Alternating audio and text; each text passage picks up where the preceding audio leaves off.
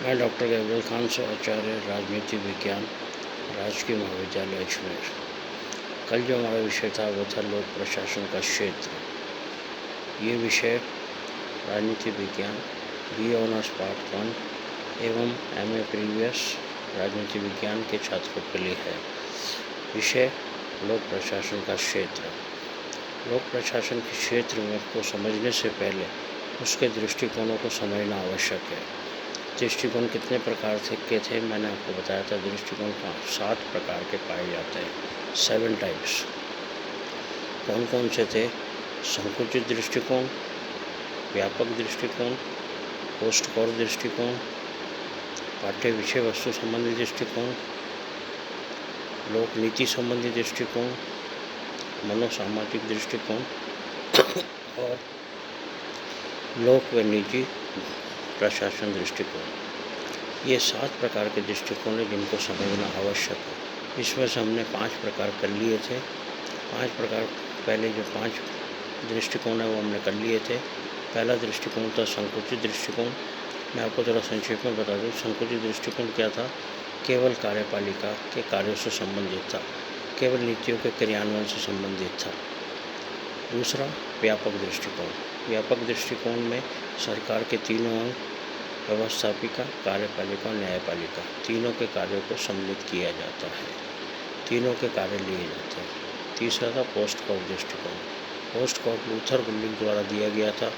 Luther गुलिक ने अंग्रेजी का 7 शब्द लेकर एक शब्द बनाया था, पोस्ट कॉर्प, POSTCORP। P का मतलब है प्लानिंग, नियोजन करना। O ऑर्गेनाइजिंग, संगठन बनाना या संगठित होना। S स्टाफिंग, कार्मिकों की व्यवस्था करना। D डायरेक्टिंग, निर्देश देना। CO एक ही वर्ड है, CO कोऑर्डिनेटिंग, समन्वय स्थापित करना। R रिपोर्टिंग, रिपोर्ट प्रस्तुत करना या प्रतिवेदन प्रस्तुत करना। और लास्ट है budgeting, B for budgeting, budget तैयार करना। ये था पोस्ट कॉर्प दृष्टिकोण। उसके बाद था पाठ्य विषय संबंधी दृष्टिकोण, पाठ्य विषय वस्तु संबंधी दृष्टिकोण। ये क्या कहता है कि लोक प्रशासन केवल प्रबंधकीय कार्यों तक ही सीमित नहीं है, बल्कि सरकार के सभी कार्य, जिसमें चिकित्सा, समाज कल्याण, कृषि इत्यादि सभी कार्यों को सम्मिलित किया जाता है। इसलिए इसे ये कहना कि ये केवल प्रबंधकीय दृष्टिकोण है या प्रबंधकीय विषय है, ये गलत है, क्योंकि ये सरकार के सभी कार्यों को सम्मिलित करता है। उसके बाद था लोक नीति संबंधी दृष्टिकोण। 5वां लोक नीति संबंधी दृष्टिकोण क्या कहता है? लोक नीति संबंधी दृष्टिकोण को एल डी वाइट ने दिया था। एल डी वाइट ने क्या कहा था? केवल कार्यपालिका के कार्यों तक सीमित है, केवल नीतियों के क्रियान्वयन तक ही सीमित है। तो नीतियों का क्रियान्वयन कौन कर रहा था? कार्यपालिका। लेकिन ये माना जाता है कि लोक प्रशासन में जो प्रशासक है वो भी नीतियों का क्रियान्वयन करते हैं और एक प्रारूप तैयार करते हैं और इस प्रारूप के अनुसार उन नीतियों को लागू किया जाता है। तो लोक नीति दृष्टिकोण क्या कहता है कि प्रशासक द्वारा भी लोक नीतियों का निर्धारण किया जा रहा है। और नेक्स्ट और आज का जो विषय है पॉइंट है या दृष्टिकोण है वो है मनोसामाजिक दृष्टिकोण।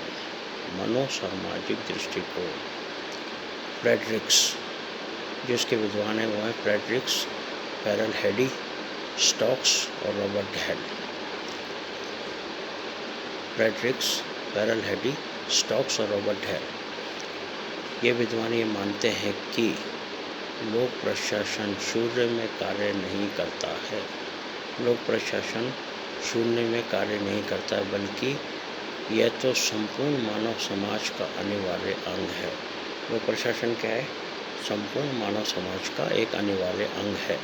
अतः लोक प्रशासन का क्षेत्र कुछ प्रबंधकीय तकनीकें नहीं, केवल प्रबंधकीय तकनीकें नहीं है, अपितु संपूर्ण मानव समाज है, पूरा मानव समाज है, जिसमें मानव समाज की सभ्यता, संस्कृति, मूल्य, परिस्थितियाँ, अर्थव्यवस्था तथा मानव व्यवहार इत्यादि का अध्ययन भी किया जाता है।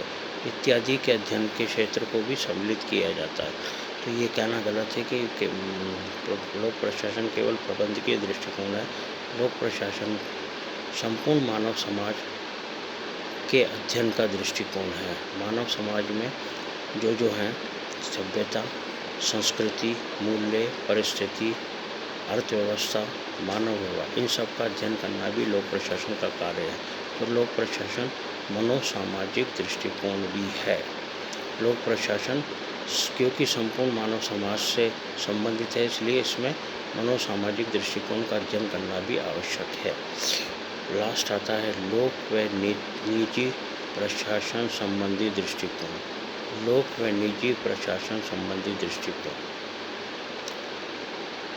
इन दोनों प्रशासन में, लोक व निजी दोनों प्रशासन में बहुत सारी समानताएं हैं, परंतु असमानताएं भी हैं। समानताएं तो इसलिए कि प्रशासन में जब लोक शब्द जोड़ा गया, पहले प्रशासन ही था, उसमें लोक शब्द जोड़ा गया तो लोक प्रशासन बन गया। तो समानताएं भी हैं और असमानताएं भी हैं।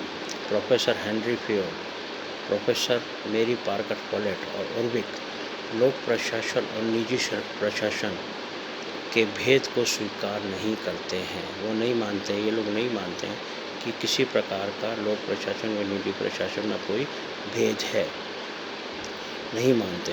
फेयोल के अनुसार, इन्वर्टेड कॉमास में लेना, प्रोफेसर हेनरी फेयोल के अनुसार प्रशासन का जो अर्थ मैंने बताया, प्रशासन का जो अर्थ मैंने बताया है वह प्रशासनिक विज्ञान के क्षेत्र में बहुत विस्तृत बना देता है। वह प्रशासनिक विज्ञान के क्षेत्र को बहुत विस्तृत बना देता है। इन्वर्टेड कॉमास बंद कर देना। अर्थात लोक प्रशासन तथा निजी प्रशासन की कार्यप्रणाली, नियम तथा क्षेत्र, कार्यप्रणाली, नियम तथा क्षेत्र एक समान है, लेकिन यह भी माना जाता है कि लाभ, उद्देश्य, व्यापकता, दायित्व और लोकहित के आधारों पर लोक प्रशासन व निजी प्रशासन में भेद है। लोक प्रशासन एक सरकारी प्रशासन है, एक सार्वजनिक प्रशासन है, एक जनता का प्रशासन है, जबकि निजी प्रशासन में लाभ और स्वार्थ को देखा जाता है। उदाहरण के लिए एक बनिए की दुकान और एक सरकारी कार्यालय एक से नहीं हो सकते। एक बनिए की दुकान और एक सरकारी कार्यालय एक समान नहीं हो सकते हैं, लेकिन लोक उपक्रमों के माध्यम से सरकार किसी भी देश की अर्थव्यवस्था, राष्ट्रीय सुरक्षा एवं सामाजिक विकास का दायित्व सरकार उठाती है। सुरक्षा हो, दायित्व हो, सामाजिक दायित्व हो, सुरक्षा हो या अर्थव्यवस्था हो, इसका दायित्व कौन उठा रहा है? सरकार उठाती है। सरकार के द्वारा ये कार्य संपन्न किए जाते हैं। अतः सरकार कानून एवं नीतियों का क्रियान्वयन करती है, नीतियों का निर्माण करती है, क्रियान्वयन करती है। वह सरकारी संगठन और निजी जो कि सरकारी संगठनों और निजी संगठनों पर एक समान लागू की जाती हैं, एक ही प्रकार से लागू होती है जो सरकार बनाती है।